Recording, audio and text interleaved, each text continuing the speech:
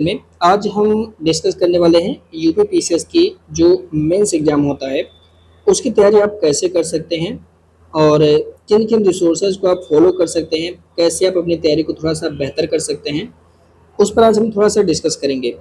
आपके सामने कुछ क्वेश्चन दिया गया होगा, अभी बताते हैं ये क्वेश्चन क्यों है। कुल हमने 7 प्रश्न लिखे हुए हैं। अगर आप देखेंगे तो ये सातों के सातों प्रश्न एक टॉपिक है, आपके जो सिलेबस है ऑफिशियल सिलेबस है उसमें दिया हुआ है भूकंप नाम का एक टॉपिक। और जितने भी प्रश्न हमने यहाँ पे लिखे हैं सब भूकंप से ही संबंधित है। जैसे भूकंप किसे कहते हैं, भूकंपीय तरंग की व्याख्या कीजिए। इसी तरह से भूकंप किसे कहते हैं, प्राथमिक और द्वितीयक तरंग को बताइए। भूकंपीय छाया क्षेत्र से आप क्या समझते हैं, पी और एस तरंग का भूकंपीय छाया क्षेत्र बताइए। भूकंपीय छाया क्षेत्र से आप क्या समझते हैं, और यह पृथ्वी का जो बाह्य क्रोड होता है उसकी जो तरल प्रकृति है इसको कैसे प्रमाणित करता है, इसको आपको समझाना है। फिर इसी तरह से भूकंप किसे कहते हैं, भूकंप के प्रकार को समझाना उदाहरण सहित। भूकंप किसे कहते हैं, भूकंपीय पेटी। ये सवाल यूपीपीसीएस में 2 बार पूछा जा चुका है। एक तो 2019 में पूछा जा चुका है और आई थिंक 21 के आसपास में पूछा जा चुका है।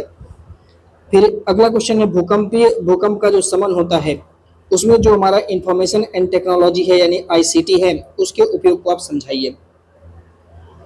अगर आप कुछ पढ़े होंगे तो इन प्रश्न का जवाब आप शायद दे पाएंगे, और अगर आप कुछ नहीं पढ़े होंगे तो आपको लग रहा होगा कि इसका जवाब हम कैसे देंगे, बहुत कठिन है कि नहीं है। लेकिन ये इतना कठिन नहीं है। कठिन ये इसलिए क्योंकि आप प्रयास किए नहीं और आपने नोट्स नहीं बनाए हुए हैं, इसीलिए आपके लिए ये चीज़ें साथी क्या हैं, कठिन है। अब देखिए जो ये सिलेबस होता है ना, ऑफिशियल जो सिलेबस आपके दिए हुए हैं, आप इस ऑफिशियल सिलेबस के आप जानते हैं कि मेंस एग्जाम में टोटल इस तरह से आप देखेंगे तो 6 जीएस का और एक सामान्य हिंदी होता है 150 अंक का, और निबंध आपका होता है 150 अंक का, यानी कुल 8 पेपर होना है। ठीक है, तो सबसे पहले आप यही काम करिए कि इसका जो पाठ्यक्रम दिया गया है यानी जो मेंस एग्जाम का पाठ्यक्रम दिया गया है, इस पूरे पाठ्यक्रम को एक बार आप अच्छे से कहीं अपने कॉपी में, चाहे एक समझिए कि आप एक पूरा डायरी बनाए हुए हैं और उसी डायरी में सबसे पहले आप अच्छे से नोट कर लीजिए। जैसे सामान्य अध्ययन पेपर 1 आपने लिखा और इस पाठ्यक्रम को नोट जरूर करेगा, हाथ से नोट करेंगे तो आपको याद रहेगा। अब जैसे अगर आप भूगोल का सेशन देखेंगे तो 10 से लेकर के 15 तक यहाँ पे जो ये पॉइंट लिखा है, पॉइंट नंबर 10, 11, 12, 13, 14, 15, ये जो पॉइंट होता है साथी ये भूगोल का सेक्शन है। यहाँ से भूगोल के क्वेश्चन पूछे जाते हैं और पूरे पेपर में अगर आप देखेंगे तो 200 अंक में से भूगोल का जो प्रश्न होता है वो 80 से ज़्यादा होता है, यानी 80 से ज़्यादा नंबर साथी अकेले हमारा भूगोल लेकर के आता है। तो बहुत ही ज़्यादा महत्वपूर्ण टॉपिक है। ठीक है, मतलब कम भी हो सकता है, इसमें ध्यान रखिएगा। अब इनमें से हर एक टॉपिक, जैसे मैं अगर आपसे बात करूं, जैसे मैं पॉइंट नंबर 11 पर डिस्कस करूंगा, इसमें दिया है कि जो भौतिक भूगोल होती हैं उनकी विशेषताएं, जैसे भूकंप हो गया, सुनामी हो गई, ज्वालामुखी क्रिया हो गया, चक्रवात हो गया, समुद्री जलधारा हो गया, पवन हो गया, हिमसैरता हो गया। तो इस तरह से आप देखेंगे कुल 7 पॉइंट यहाँ पे लिखा गया है। एक चैप्टर के अंदर 7 चैप्टर का नाम लिखा गया है और हर साल 2018 से लेकर के आज तक यानी 2026 तक, आज तक इन 7 टॉपिक से हर साल कम से कम 12 और मैक्सिमम कई के बाद तो 36 नंबर के सवाल आए हुए हैं। सोचिए कि मतलब एक टॉपिक अगर आप तैयार करते हैं तो 12 तो 100% आपका 12 नंबर का क्वेश्चन है, तो एक क्वेश्चन तो आपका 100% तैयार हो जाएगा, है ना। और इसके साथ साथ अगर और बढ़िया आपका किस्मत साथ दे दिया तो हो सकता है कि 12 नंबर के क्वेश्चन और दे दे, तो 24 नंबर आपका तैयार हो सकता है सिर्फ और सिर्फ एक टॉपिक पढ़ करके। समझ रहे हैं? तो इस तरह से अपने आप को मोटिवेट रखिए कि एक एक टॉपिक जब आप खत्म करेंगे तो कुछ ना कुछ आपको जरूर मिल जाएगा। ठीक है, अब जैसे इसमें अब तैयारी कैसे करना है, तो सबसे पहले क्या करिए कि एक टॉपिक आप उठाइए। जैसे आपने क्या किया, भूकंप उठा लिया है। अब देखिए भूकंप से जितने भी सवाल बनते हैं, क्या क्या सवाल बन सकते हैं, उन सबको आपको एक जगह ला करके कलेक्ट करना है। जैसे आप इस नोट्स को देखिए जो कि हमारी टीम ने बनाई हुई है, इसमें यूनिट 11 लिखा है। इसका क्या मतलब, वही है आपका जो 11वां पॉइंट है। और इसमें क्या क्या था आपको याद होगा, भूकंप है, सुनामी है, ज्वालामुखी क्रियाएं हैं, चक्रवात हैं, समुद्री जलधाराएं हैं, पवन है और हिमसैरताएं हैं। देख रहे हैं? तो अब देखिए यहाँ पे हर एक का तो सबसे पहले पॉइंट, भाई किसी पर सवाल अगर आपसे पूछेगा तो आप इंट्रो में क्या लिखोगे, भाई आप इंट्रो में सबसे पहले क्या लिखोगे, तो कहोगे सर हम इनकी परिभाषा, भूकंप क्या होता है, सुनामी क्या होता है, ज्वालामुखी क्या होता है, चक्रवात क्या होता है, समुद्री जलधाराएं क्या है, पवन क्या है, हिमसैरताएं क्या है, परिभाषा। इंट्रो का मतलब क्या होता है साथी? परिभाषा। और हमें नहीं लगता है कि यहाँ पे इनमें से किसी में भी कोई करंट अफेयर का पोर्शन डालना है परिभाषा में। नहीं, परिभाषा नॉर्मल से जो होती है वहीं से आपको शुरू करनी है। जैसे यहाँ पे आप देख सकते हैं भूकंप हमने स्टार्ट किया, तो भाई भूकंप कहते किसे हैं कि जो पृथ्वी का जो अंतर्जात और बहिर्जात बल है, इसके कारण से जो ऊर्जा का निष्कासन होता है और इसी के कारण तरंगों की उत्पत्ति होती है, जो सभी दिशाओं में फैल करके कंपन लाता है, कंपन होता है। इसी को हम क्या कहते हैं? भूकंप कहते हैं। इससे बढ़िया अगर कहीं आपको परिभाषा मिल जाए तो आप उसको वहां पे लिख सकते हैं, ठीक है। अब सेकेंड पॉइंट क्या था भाई? भूकंप आता है तो भूकंप की तरंगे क्या होती है? हमने साफ साफ लिख दिया कि भाई भूकंप की तरंगे दो होती हैं, एक तो भूगर्भिक होता है और दूसरा धरातलीय होता है, ठीक है। अब थोड़ा सा, अब देखिए, फिर हमने बता दिया कि भाई भूगर्भिक तरंगे क्या होती हैं। अब देखिए प्राइमरी तरंगे और सेकेंडरी तरंगे, यहाँ पे बता दिया कि भाई प्राइमरी तरंगे क्या होती हैं और सेकेंडरी तरंगे क्या होती हैं। अब अगर आपसे सवाल में पूछ ले कि प्राइमरी तरंगों की विशेषता क्या है या फिर सेकेंडरी तरंगों की क्या विशेषता है, तो विशेषता पूछे तो ये वाला पॉइंट चिपका दीजिए। अगर दोनों के बीच तुलना पूछेगा तभी भी आप ये दोनों पॉइंट, मतलब कि प्राइमरी द्वितीयक में तुलना करने के लिए कहेगा तो आप इन दोनों पॉइंट को चिपका सकते हैं, ठीक है। अभी बताते हैं कि ये सारे पॉइंट आपको कैसे मिल सकते हैं। फिर इसी तरह से देखिए धरातलीय तरंगे, तो ये तो अभी तो किताबी बातें हैं भाई, ये सब चीजें आपको किताब में मिल जाएगा, ठीक है। ये सब चीजें किताब में मिल जाएगा अभी, ये सब पॉइंट आपको, ठीक है। अब देखिए भूकंपीय छाया क्षेत्र, इस नोट में हमने अर्थक्वेक जो शैडो जोन है, आप एनसीईआरटी अगर उठाएंगे क्लास 11th का साथी, क्लास 11th का, तो वहां पे आप देखेंगे भूकंपीय क्षेत्र है। नोट्स में हमने कुछ खाली स्पेस दिया है क्योंकि अब भूकंपीय क्षेत्र बनाना है, तो भाई इस तरह से आप देखेंगे भूकंपीय क्षेत्र बनेगा। और आप जानते हैं कि अगर भूकंप होता क्या चीज है, जैसे एक प्लेट ये है मान लेते हैं और एक प्लेट ये है साथी, ये दोनों प्लेट है, मान लीजिए एक प्लेट ये है और एक प्लेट साथी ये है। इन दोनों प्लेटों के बीच में आप देख रहे हैं ये भ्रंशन है, भ्रंशन है, तो इसे भ्रंशन के कारण यहीं से आपका भूकंप निकलेगा और जहां से भूकंप निकलता है उसे हम अधिकेंद्र बोलते हैं। और यहीं से निकल के भूकंप क्या होगा? सभी दिशाओं में फैल जाएगा। मान लीजिए कि ये वाला पॉइंट साथी यहाँ पे है, ठीक है। अब यहाँ से क्या होगा? तरंग सभी दिशाओं में फैल जाता है। पृथ्वी का ये क्रोड होता है। आप पाओगे कि जो हमारी प्राइमरी तरंगे होती हैं और सेकेंडरी तरंगे वो ऐसे ऐसे चलती हैं दोनों तरफ, है ना। 105 डिग्री तक ये तरंगे बढ़िया से चलती हैं, दोनों तरंगे 105 डिग्री तक, ठीक है। लेकिन आप देखोगे कि एक समय ऐसा आएगा जब सेकेंडरी तरंगे, क्योंकि आप जानते हैं जो हमारी यस तरंगे होती है वो केवल और केवल कहाँ पे चलती हैं? ठोस में चलती हैं। ये हमारे द्रव में नहीं चल सकती हैं, ठीक है, केवल ठोस में चलती हैं।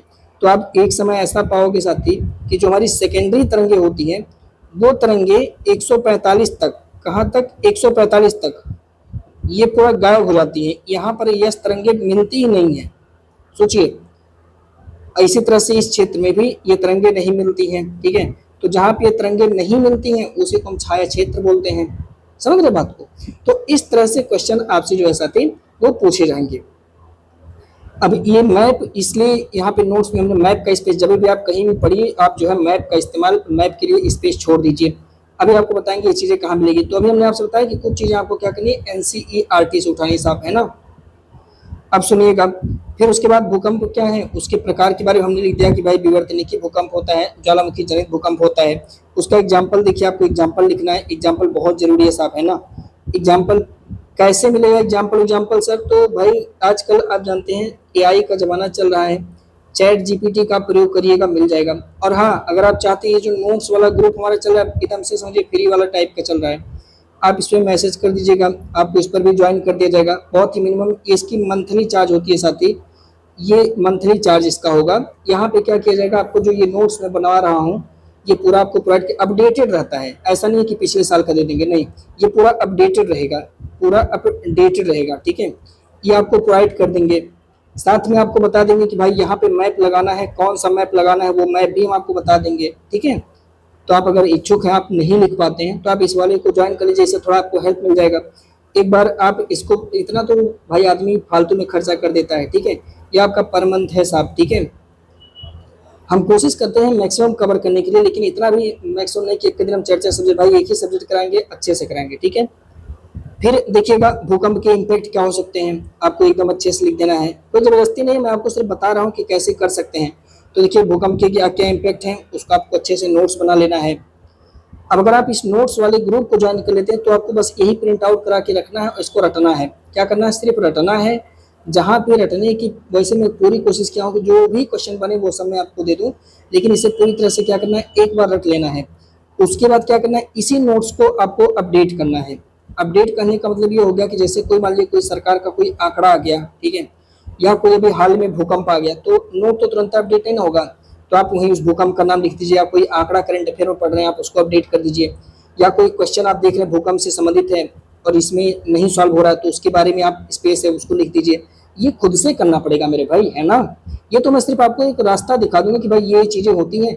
इसके बाद इसमें जो निचोड़ बिंदु डालना है वो आप करोगे। ऐसा नहीं कि सारा काम आप ही से कराएंगे, नहीं। अब जैसे ये देखिए भूकंपीय पेटी है, तो इसमें हमने इस तरह से बना दिया है कि भाई इसको ऐसे शॉर्ट कर सकते हैं। अब हम आपको इसका और भी शॉर्ट तरीका अगर आप चाहें तो इस तरह से जो पैर वाला होता है, आप उस पैर वाले का प्रयोग कर सकते हैं, डायग्राम, ठीक है। कहीं कहीं आप डायग्राम बना सकते हैं, या तो और भी। अब देखिए, अब यहाँ पे वहाँ पे पूछा था ना, यहाँ पे देखिए भूकंपीय पेटी, कि भारत में जो भूकंपीय पेटी है उसके बारे में आपको बताना है। तो अब आपको क्या करना है, सन से इंडिया का मैप ड्रा करना है एकदम। देखिए इंडिया का मैप ड्रा करने में आपको पूरा एक्सपर्टीज चाहिए, ठीक है। ऐसे लेके जाना, ऐसे लेके जाना, ऐसे, और ये थोड़ा सा करके फिर ऐसे गड्ढा हो जाएगा, थोड़ा सा करके ऐसे मुड़ जाएगा, और फिर थोड़ा सा ला करके इसको ऐसे से उठा देना है, नीचे तक लेकर आना है बस, और इसको ऐसे लेके आइएगा इस तरह से, बस हो गया। ये आपका बन गया भारत का नक्शा। अब आप जानते हैं इसमें जो हमारा पूर्वी भारत होता है ये हाई जोन में होता है। कहने का मतलब जो पूर्वोत्तर का क्षेत्र है इस तरह से बना दीजिएगा, इसको एकदम से रेड में बना दीजिएगा। ये हमारे भूकंपीय जोन जोन किसमें आएगा, सबसे ज्यादा, यानी जोन 5 में आता है। ज्यादा भूकंप यहाँ देखने को मिलता है। और भी हमारे कुछ क्षेत्र है, मान लीजिए छोटा बड़ा यहाँ जो हिमालय का क्षेत्र है उससे बना दीजिएगा इस तरह से, ठीक है। ये देखिएगा, अगर आप देखेंगे कि कम भूकंपीय क्षेत्र, तो इसे इस तरह से आप इसे बना दिए। फिर उसके बाद आप 4 नंबर पे देखेंगे तो उससे थोड़ा सा कम आता है, तो यहाँ पे कुछ एरिया को आप बना दीजिए, ठीक है। इस तरह से पूरा मैपिंग आपको बताया जाएगा कि भाई आप मैपिंग बना सकते हैं। मध्य प्रदेश का कुछ एरिया है जहाँ पे जोन 2 के अंदर आ जाता है, ठीक है, कम भूकंप आते हैं। दक्षिण भारत में आप देखेंगे स्थिर है तो थोड़ा सा यहाँ पे कम भूकंप आता है, 2 पे आता है साहब, है ना। यहाँ पे सेकंड पे आता है, जोन सेकंड में आ जाता है। तो अब ये मैपिंग भी आपको सिखा जाएगा और बताया जाएगा कि भाई अब यहाँ पे ये वाला मैप आपको लगाना है, ठीक है। वो बताया जाएगा कि यार ये वाला मैप आप डाल दो, तो ग्रुप में ये इसीलिए यहाँ पे स्पेस छोड़ जाता है कि मैप भी आपको बनाना है। अब ये क्वेश्चन आपका कंप्लीट हो जा रहा है, ठीक है, समझ रहे हैं। तो इस तरह से आपको एक पूरा का पूरा टॉपिक पहले कर लेना है। अब उसके बाद यहाँ तक तो चीजें ठीक है, सिंपल सा है। कोई भी बंदा आएगा, क्या होता है, कैसे होता है, कितने प्रकार होते हैं, किताब से मिल गया, छाप लिया। अब इसके बाद आपकी जिम्मेदारी होती है।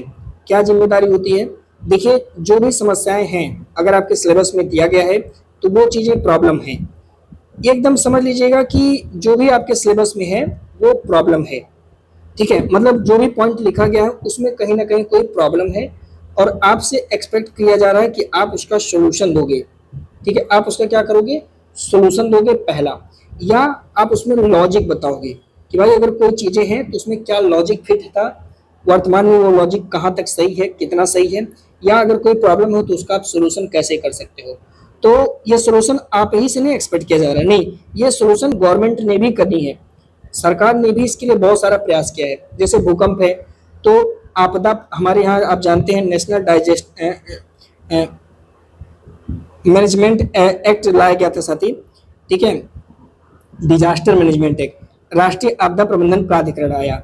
तो ये क्या करता है, राष्ट्रीय ये कुछ 6 प्रकार के रणनीतियां बताया हुआ है कि यार इसको आप फॉलो करो तो थोड़ा सा बेहतर हो सकता है। अब आपको देखिए ये चीज किताब में नहीं मिलेगा ना, ना, ये चीज खुद से सोचना पड़ेगा कि भाई अगर भूकंप आता है, कोई आपदा आता है, ये आपका जीएस पेपर 3 में भी है, ध्यान रखना, जीएस पेपर 3 में भी आपका आपदा है। मतलब जो आप पढ़ोगे जब इन्वायरमेंट, तो उसमें आपदा करके एक चैप्टर आएगा, तो उस आपदा में भूकंप भी आएगा, ठीक है। तो आपदा में तो आपको एनडीएमए क्या है इसके बारे में पूरा डिटेल में पढ़ना है, लेकिन अब भूकंप 10 जगह थोड़े पढ़ेंगे, एक जगह पढ़ रहे हैं तो उसी में पूरा जीएस पेपर 3 का जो भूकंप है वो भी कवर कर लीजिएगा। समझ रहे बात को ना, इस तरह से। तो अब जैसे एनडीएमए है, एनडीएमए क्या करता है, कैसे करता है, एनडीएमए का काम क्या है, भूकंप को लेकर के क्या कर सकता है, ये चीजें। तो ये तो हो गई आपकी एक इंस्टीट्यूशन। कहने का मतलब कि जब भी आप कोई ऐसी चीजें पढ़ो तो देखो गवर्नमेंट की जो बॉडी है वो क्या है, गवर्नमेंट का जो कोई अगर इंस्टीट्यूशन है, कोई संस्थान है, तो वो क्या है, कैसे काम करता है, वो आप पहला काम, पहला जो वैल्यू एडेड मटेरियल रखो वो गवर्नमेंट के इंस्टीट्यूशन, पहला हो गया, ठीक है, आपको समझ में आ गया कि यार गवर्नमेंट ने कुछ इंस्टीट्यूशन बनाया कि नहीं, पहला। सेकंड काम, अगर इंस्टीट्यूशन नहीं है तो गवर्नमेंट ने कोई एक्ट बनाया है क्या उसके लिए, ठीक है, इंस्टीट्यूशन कह सकते हो या आप कह सकते हो कोई प्राधिकरण हो, ठीक है, वो है, आप कह सकते हो सर कोई प्राधिकरण हो सकता है, ठीक है, या कोई बॉडी, कोई संस्थान हो सकती है, या कोई संगठन हो सकता है, ठीक है, इवन तो कोई एनजीओ भी अगर आपको मिल जाता है, नॉन गवर्नमेंट ऑफिस भले है, अगर एनजीओ भी है ना तो भी आपको देखना पड़ेगा कि यार इसके लिए कोई एनजीओ भी। अब जैसे यहाँ पे मजा आ जाता है अगर हम थोड़ा सा इसी आंसर की में किसी एक एनजीओ का भी नाम लिखते हैं जो कि भूकंप के लिए वर्क करता है, तो थोड़ा सा इस आंसर में मजा आ जाएगा, है कि नहीं, थोड़ा सा लगे कि यार आप और जानते हो, ठीक है। तो ये पहला पॉइंट होता है कि आप कोई भी अगर ऐसी चीजें लिखो आपदा से रिलेटेड या कोई भी फैक्टर लिखो तो पहला आपके दिमाग में आना चाहिए यार गवर्नमेंट की जो बॉडी है ना वो है क्या, कुछ ऐसी बॉडी है जो, या कोई ऐसा गवर्नमेंट ने एक्ट लाया है, या फिर ऐसा कोई कॉन्स्टिट्यूशनल बातें हैं क्या। देखो ये 4 पॉइंट ना आपके दिमाग में पहले क्लिक करना चाहिए, क्या गवर्नमेंट की कोई बॉडी है क्या, है ना, गवर्नमेंट ने कोई एक्ट लाया है क्या, इसका कॉन्स्टिट्यूशनल कोई प्रोविजन है क्या, इसके लिए कोई एनजीओ वर्क करता है क्या, ये पहला दिमाग के अंदर क्लिक करना चाहिए कोई भी प्रॉब्लम हो तो ऐसा, ठीक है, पहली चीज। सेकंड चीज याद रखना कि ये तो भाई गवर्नमेंट की बात होगी, हमें बताना है। सेकंड चीज होती है साहब, आजकल बहुत चल रहा है 2 पॉइंट, एक तो आपका अब जानते हैं आईसीटी, सूचना और संचार प्रौद्योगिकी, ये इसका रोल अब हर जगह हो रहा है साहब, है ना, क्योंकि मोबाइल चल गया है, इंटरनेट चल गया है, तो अब आईसीटी का प्रयोग आपको पढ़ना है, और जो भी चीजें आप पढ़ो, जो भी डाटा आप पढ़ो, उसमें देखना कि रोल ऑफ आईसीटी, जैसे रोल ऑफ आईसीटी यानी आईसीटी का क्या रोल है, जो हमारा अर्थक्वेक है इसको मैनेजमेंट करने में, या भूकंप के संबंध में सूचना और प्रौद्योगिकी का क्या रोल है, समझ गए। तो पहला क्या आपने गवर्नमेंट को पकड़ा, सेकंड क्या आपने आईसीटी को पकड़ा। अब जैसे ही आप आईसीटी को पकड़ते हो आपके अंदर तुरंत 2 चीजें क्लिक करनी चाहिए। आप बोलोगे सर क्या क्लिक करनी चाहिए, पहला आपके अंदर हमारा संस्थान इसरो क्लिक करना चाहिए, क्या इसरो ने उस काम के लिए, उस चीज के लिए कुछ बनाया है क्या, भाई सैटेलाइट वगैरह कोई लॉन्च करी है क्या, पहला दिमाग आपके अंदर चलना चाहिए, ठीक है। पहली पॉइंट है कि या इसरो ने कुछ किया है क्या, और सेकंड चीज क्या किसी गवर्नमेंट की जो हमारी मंत्रालय है उसने इसके लिए क्या कोई ऐप या कोई वेब पोर्टल लॉन्च किया है क्या। जैसे मान लीजिए कि भूकंप है तो सरकार ने इसके लिए क्या लॉन्च किया, आजकल आप देखते होंगे जैसे कोई आपदा आता है मैसेज पे घंटी अलार्म अलर्ट बजने लगता है साहब, आजकल ऐसा हो रहा है, कुछ दिन से हो रहा था, अलर्ट आ जा रहा था। अलर्ट कैसे आ गया, आईसीटी के द्वारा आ गया, तो आईसीटी अब जागरूक कर रहा है। भाई मैं खुद एक दिन बाहर चला गया था, मैसेज आया, मैं रात में था और बताया कि अब आपके जिले में थोड़ी देर में आंधी तूफान आएगा, मैं बाहर हो गया था, तो मुझे क्या अवेयरनेस मिला ना, और ये अवेयरनेस आया कहाँ से, इंफॉर्मेशन एंड टेक्नोलॉजी से। तो role of information and technology देखिए कितना अच्छा है ना। और जब हम इंफॉर्मेशन एंड टेक्नोलॉजी के रोल को पढ़ते हैं तो हमें इसरो को ध्यान में रखना बहुत जरूरी होता है। अब जैसे आप जानते हैं कि इनसेट के जो हमारे सैटेलाइट्स हैं, जो हमारे संचार उपग्रह हैं, वो सब बहुत हेल्प करते हैं, तो आपको उनकी जानकारी तो होनी चाहिए। आप एक सिविल सर्विस के एस्पिरेंट हैं, खास करके आप एसडीएम बनने जा रहे हैं, तो भाई मामूली बात नहीं है, तो ये पॉइंट आप ध्यान रखेंगे। सेकंड पॉइंट आपको क्या मैंने बताया कि सेकंड पॉइंट जो मोबाइल ऐप है उस पर आपको ध्यान रखना है वो कैसे फंक्शन करता है, तो ये इस काम के लिए, ठीक है। वैल्यू एडेड मटेरियल क्या है, वैल्यू एडेड मटेरियल में जो पॉइंट मैंने आपको बताया कि भाई कौन कौन सी चीजें होती हैं, अगर कुछ इंटरनेशनल संधियां भी हैं, जैसे आप देखेंगे कि जब भी हम थोड़ा भी डिस्कस करते हैं आपदा को लेकर के, तो हम एक सेंडाई में जो फ्रेमवर्क जारी किया गया था उस पर डिस्कस करते हैं, तो आपको थोड़ी बहुत जानकारी इसके बारे में होनी चाहिए। कोई भी जैसे आपदा, इसके जो सेक्शन 47 है वो आपदा राष्ट्रीय आपदा शमन कोष की बात करता है। थोड़ा सा मैंने आपसे क्या कहा कि इसके बारे में थोड़ा सा आपको जानकारी रहना चाहिए। देखिए आपदा मित्र स्कीम कैसे काम कर रहा है वो आपको, आईसीटी का यूज मैंने देखिए आपसे बताया, आईसीटी कैसे काम करता है वो आपको बताना है। तो ये इस टॉपिक में इतनी बातें आपको डिस्कस करनी थी, लेकिन क्या सर हर जगह हर पॉइंट पे इसी बात को डिस्कस किया जाएगा। देखिए अब आपको खुद दिमाग लगाना है कि हमें किस पॉइंट में गवर्नमेंट के लिए सोचना है। अब आप बताइए क्या आप इन प्रश्नों का जवाब नहीं दे सकते ऊपर की बातों को पढ़ करके, भूकंपीय तरंग का व्याख्या नहीं कर सकते, प्राथमिक द्वितीय तरंग को नहीं समझा सकते, पी और एस तरंग के भूकंप छाया नहीं समझा सकते सर। बस आपको जरूरी है कि एक बार उसको पढ़ने की जरूरत है और बहुत आराम से। पृथ्वी के बाह्य कोण की तरल प्रकृति को कैसे समझाता है, भाई इस तरंगे नहीं घूमता तरल प्रकृति में, मैंने भी आपसे ऊपर बताया। अब थोड़ा पढ़ाने की निस्बत से नहीं बता रहे तो और पढ़ाता तो आपको मजा आ जाता पूरा, है कि नहीं है। भूकंप का प्रकार, अब देखिए ये सवाल अगर आपके सामने आ जाए भाई आईसीटी का प्रयोग, सूचना प्रौद्योगिकी का उपयोग समझाइए, तो आप ये छाप के चले आओ, एकदम नंबर लेकर आओ। देखो आईसीटी का यूज क्या है, मैंने देखिए ऐप बताया है, सेंसर नेटवर्क बताया है, रिमोट सेंसिंग को मैंने बताया, इसरो का कार्टोसेट उपग्रह देखिए चिपका दिया, सैटेलाइट फोन या हैम रेडियो मैंने इसको भी यहाँ पे समझा दिया।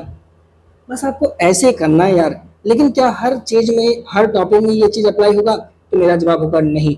आप खुद सोच के देखना कहाँ पे ये सारी चीजें अप्लाई होंगी, देखते हैं। देखिए जो पहला टॉपिक है आपके सिलेबस का, ये हिस्ट्री का है। और आप जानते हैं जो हिस्ट्री का टॉपिक होता है साथी, इसमें हमारी इंडियन कल्चर, भारतीय संस्कृति, ठीक है, के इतिहास में प्राचीन काल से आधुनिक काल तक। तो पहली बात तो इंडियन कल्चर के बारे में हमें पढ़ना है, भारत की जो कल्चर है उसके बारे में अच्छे से पढ़ना है, ठीक है। तो इसमें तो गवर्नमेंट नॉन गवर्नमेंट का कोई डाटा उटा है नहीं, इसमें करंट अफेयर कहीं लगेगा नहीं, है ना। इसको सिर्फ पढ़ना पड़ेगा। और इसे आप गूगल जेमिनी, मतलब नोट्स तो हम इसका भी प्रोवाइड कराएंगे, लेकिन आप अपने से पढ़ना चाहें तो इसके लिए आप एनसीईआरटी और गूगल जेमिनी है, उससे भारतीय संस्कृति के बारे में कूट कूट करके पूछिए, और साथ साथ में आप प्रीवियस ईयर क्वेश्चन पेपर को देखते रहिए। महत्वपूर्ण घटना, व्यक्तित्व, समस्या, ये आपका मॉडर्न हिस्ट्री बताना 1757 से, ठीक है, उससे पहले का नहीं, नहीं 1757 के बाद से 1927 तक में जितने भी इंपॉर्टेंट घटनाएं हैं, जितने भी आंदोलन हुए हैं, ठीक है, किसान आंदोलन, जनजातीय आंदोलन, सामाजिक धार्मिक सुधार आंदोलन, या जितने भी गांधी जी के आंदोलन हुए, सब आंदोलन पर आपको डिस्कस करना है, अच्छे से एक एक आंदोलन को पकड़ के चलना है। इंपॉर्टेंट पर्सन, चाहे वो आपके भारत के रहे हों, चाहे वो आपके गवर्नर जनरल भी रहे, कुछ गवर्नर जनरल उनके कार्यकाल को देखना बहुत जरूरी होता है। कुछ प्रॉब्लम जो चैलेंजेस थी उसमें आपको ये चीजें ध्यान रखनी है। ये इसके लिए आपको सिर्फ और सिर्फ स्पेक्ट्रम फॉलो करने की जरूरत है, उसे आप कर लेंगे तो ये सब हो जाएगा। तो यहाँ पे आपका करंट अफेयर लगेगा नहीं। तो कहाँ तक नहीं लगेगा, ये करंट अफेयर का जो सेशन है साहब, ये यहाँ तक, ये पूरा .6 तक, यहाँ तक आपका करंट अफेयर का कोई रोल नहीं है। यहाँ तक कुछ भी आपका करंट अफेयर का डाटा नहीं लगना है, और ना ही आपको पूछना है कि भाई गवर्नमेंट ने इसके लिए क्या किया, कुछ भी नहीं, ना पूछना है ना जांचना है। बस इतना आपको अच्छे से तैयार करना है, टॉपिक 1 से लेकर के 6 तक। इसमें आपका कोई करंट अफेयर का रोल नहीं है, कोई गवर्नमेंट से कोई डाटा उटा नहीं पूछना है, बिल्कुल भी नहीं पूछना है, ठीक है। इसमें आप कूट कूट करके सिर्फ नोट्स लिखिए, पन्ना भर दीजिए पूरा, एक एक टॉपिक को पकड़ करके। अब देखिए यहीं से कहानी आपकी शुरू हो जाती है, पॉइंट नंबर 8 से लेकर के, 8 से लेकर के साथी कहाँ तक, 7, 8, 9, 7, 8, ठीक है। यहाँ पे ज्यादातर दिक्कत है पॉइंट नंबर 7, यहाँ पे आपको देखना पड़ेगा। जैसे महिलाओं को लेकर के कि महिलाएं शुरुआत जब करेंगे तो महिलाएं क्या थी प्राचीन काल से आधुनिक काल तक में, उनकी स्थिति, महिला संगठन क्या है वर्तमान समय में। अब देखिए महिला संगठन के बाद आप कई सारी डाटा, अब यहाँ पे आप क्या क्या चिपकाएंगे, गवर्नमेंट से आप क्या क्या पूछेंगे, महिलाओं के लिए जो संगठन है, ठीक है, उन संगठन में जैसे एनजीओ हो गया, ठीक है, पहला संगठन हो गया भाई नॉन गवर्नमेंट ऑर्गेनाइजेशन हो गया उसमें, या जो हिस्टोरिकल संगठन है उसको लेकर के आपको इन पर भारी पकड़ होना चाहिए।